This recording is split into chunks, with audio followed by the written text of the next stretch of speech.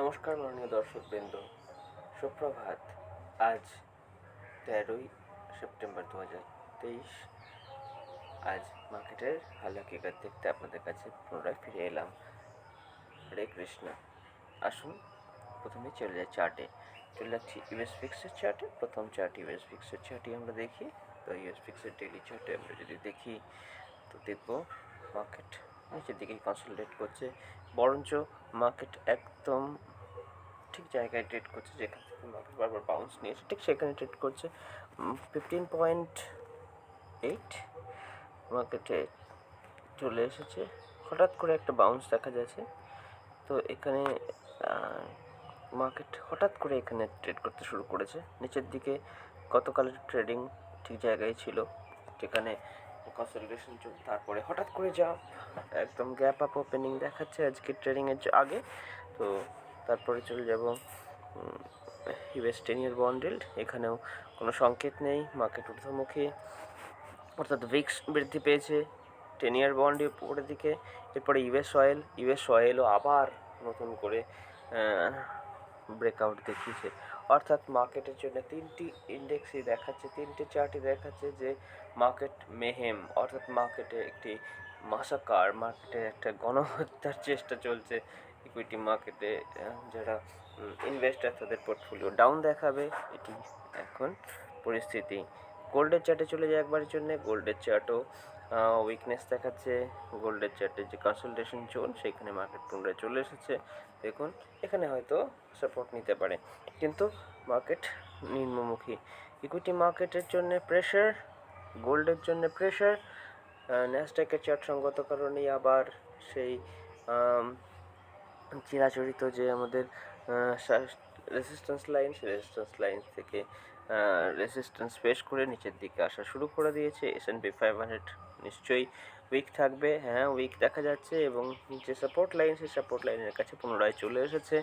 এরপরে ডাউ জোন্সের যদি যাই, ডাউ জোন্সে আমরা দেখব যে হ্যাঁ একই রকম, মার্কেটে কিন্তু স্ট্রেংথ নেই, মার্কেট উপর দিক থেকে সেল অফ আসছে এবং আপাতত 34,440-এর দিকে মার্কেট ধাবিত হচ্ছে নিচের দিকে। এরপরে ইন্ডিয়া উইক্সে চলে যায়, ইন্ডিয়া উইক্স ঊর্ধ্বমুখী। সুতরাং যত রকম চার্ট অ্যানালিসিস আমরা দেখছি, মার্কেটে কিন্তু প্রেশারের সংকেত আসছে।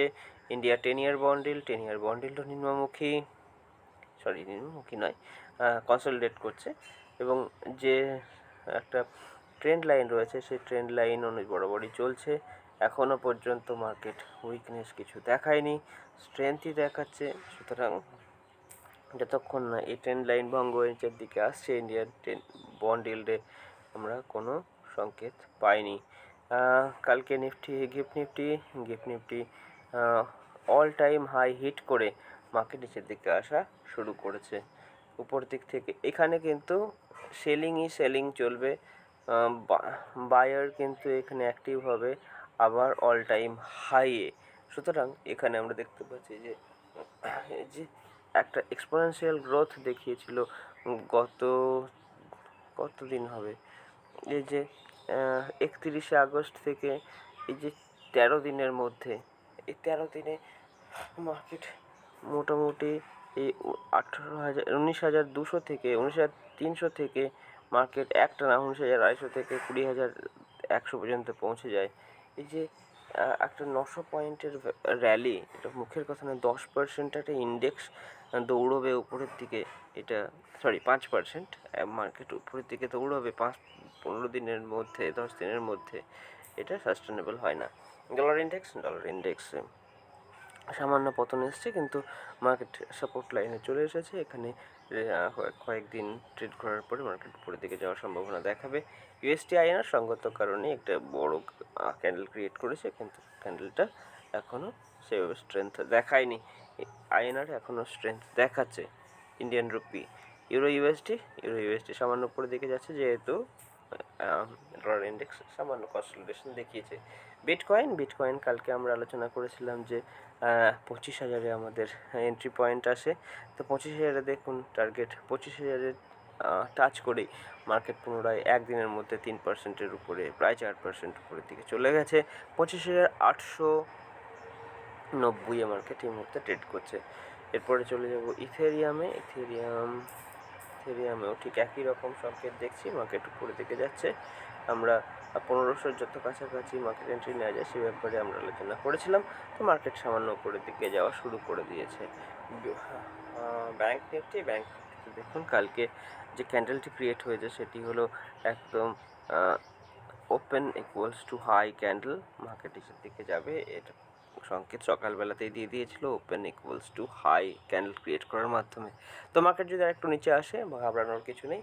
44,944 অর্থাৎ 45,000 কাছাকাছি মার্কেটে রয়েছে সাপোর্ট। এখনও 500 পয়েন্ট নিচে মার্কেট যাওয়ার একটা স্কোপ আছে মার্কেটের কাছে। ফিনিফটি উপরের লেভেলে একটি বেয়ারিশ ক্যান্ডেল ক্রিয়েট করেছে। মার্কেট অনেকদিন ধরে স্ট্রেংথ দেখাচ্ছে, একদিন একটু ভলাটিলিটি রাখবে এমন কিছু ব্যাপার না, একদম নর্মাল ব্যাপার। নিফটির চার্টের পরে চলে যাচ্ছে। আজকে নিফটিতে কালকে ছিল এক্সপায়ারি, আপনারা জানেন। আজকে ব্যাংক নিফটির এক্সপায়ারি আছে। ব্যাংক নিফটির চার্টে আমরা একবারের জন্যে চোখ বুলিয়ে নেব। ব্যাংক নিফটিতে দেখুন গতকাল সাংঘাতিক হারে বেয়ারিশ দেখিয়েছে। এরপরে আমরা চলে যাব নিফটির চার্টে। নিফটি দেখে নিয়েছি, নিফটির চার্টেও একই রকম open equals to high candle create হয়েছিল। মার্কেটে সেলিং প্রেশারের ব্যাপারে সকালবেলায় উপস্থিত ঘটিয়েছিল, অর্থাৎ সকালবেলায় কনফার্ম করে দিয়েছিল যে আজকে বেয়ারিশ মার্কেট হবে।